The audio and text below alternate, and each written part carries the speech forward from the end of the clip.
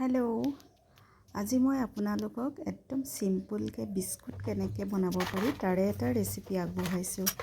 এয়া লৈছোঁ মই চেনি গুড়ি দেই। তাতে মই বাটাৰটো মানে গেছত পূৰা অইলি কৰি চেনি গুড়ি আৰু বাটাৰটো খুব ভালদৰে মিক্স কৰি ল'ব লাগে, মানে পূৰা ফিটিব লাগে। এয়া হৈ গ'ল মোৰ। তাৰপিছত মই ইয়াতে এড কৰিম আটা।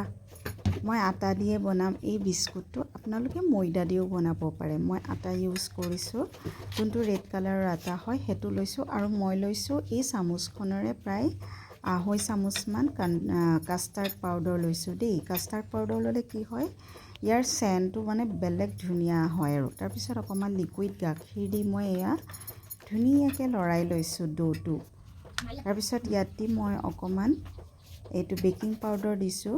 আপোনালোকে বেকিং পাউডাৰ ছ'ডা পাউডাৰ দুটাই দিব পাৰে। মই অকল বেকিং পাউডাৰ দিছোঁ।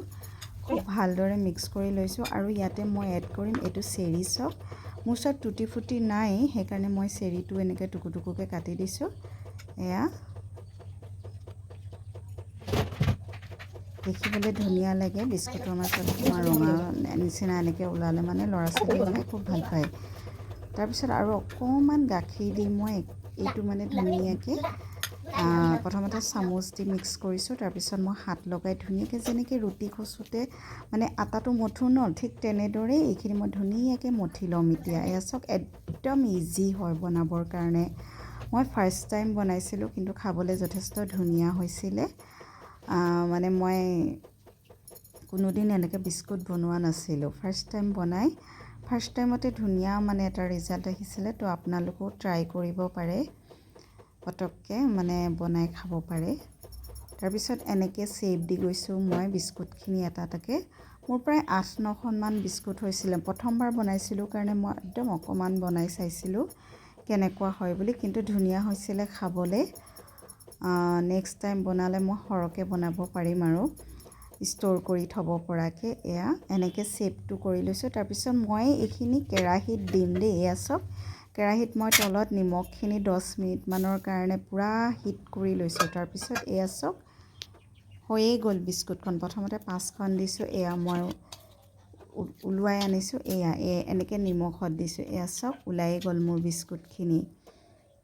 তাৰপিছত আৰু 5খনমান আছে, 5-6খনমান আছে। সেয়াও মই আকৌ এনেকৈ কেৰাহীখনত বেক কৰি ল'ম।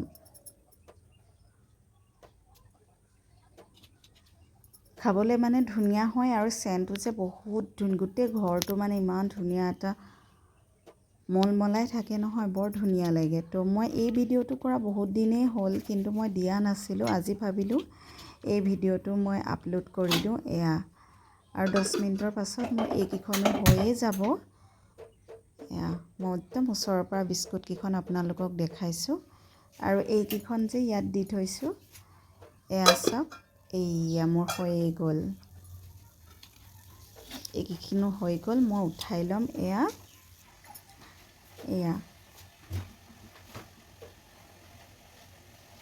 তাৰপিছত মই গোটেইখিনি বিস্কুট এনেকৈ ঠাণ্ডা হোৱাৰ পাছত এটা চিচাৰৰ বৈয়ামত মানে ভৰাই যাম এখন এখনকৈ, আৰু ঠাণ্ডা হ'লে।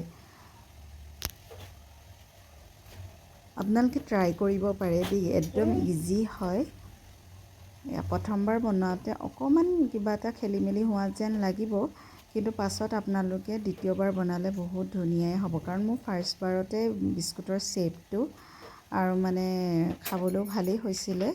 প্ৰথমতে কোমল হৈ থাকোঁতে অকণমান মানে গৰম হৈ থাকোঁতে কোমল হৈ থাকে, পাছলৈ মানে অকণমান টান হয়গৈ আৰু।